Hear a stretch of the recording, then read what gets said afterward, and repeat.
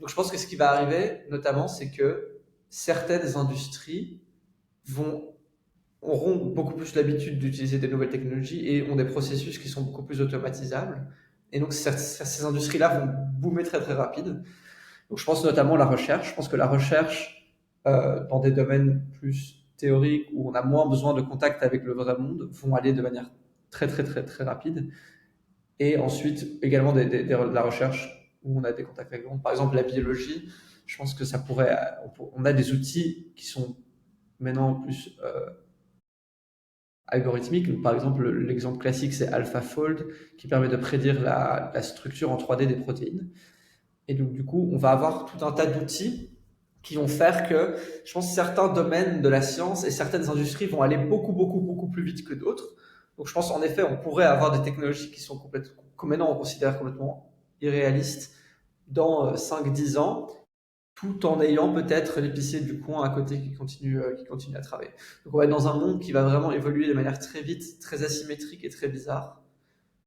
Donc ça, je pense que c'est aussi d'ailleurs notamment le rôle des gouvernements de voir venir et de voir comment est-ce qu'on accompagne cette adaptation de la société.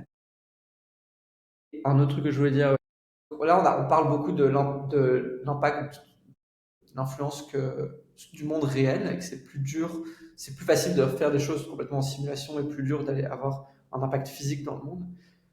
Mais designer des robots, en gros, la robotique, ça reste un problème de recherche et d'ingénierie. Et donc, ça ne m'étonnerait pas qu'on fasse des progrès et de l'innovation très rapide dans la robotique. Et donc, on réduise de manière très forte les coûts de production. On rend ces robots beaucoup plus utiles et on les design de manière à ce qu'ils soient, on puisse les produire de manière très très rapide. Donc ça, je pense que ça va arriver aussi dans un deuxième temps. Donc je pense que la première vague d'automatisation, c'est sur les tâches intellectuelles. Une de ces tâches intellectuelles, c'est designer des robots très faciles à produire, pas cher. Hein. Et du coup, la deuxième vague d'automatisation, ça va être l'aspect plus robotique et toutes les tâches qui sont physiques sur le monde, mais qui, pour moi, de manière très logique, devraient suivre la première vague. Donc, dans un deuxième temps, là, ça paraît complètement fou de penser qu'on aurait des robots qui viendraient construire nos maisons, qui viendraient faire tous les travaux que les humains font maintenant.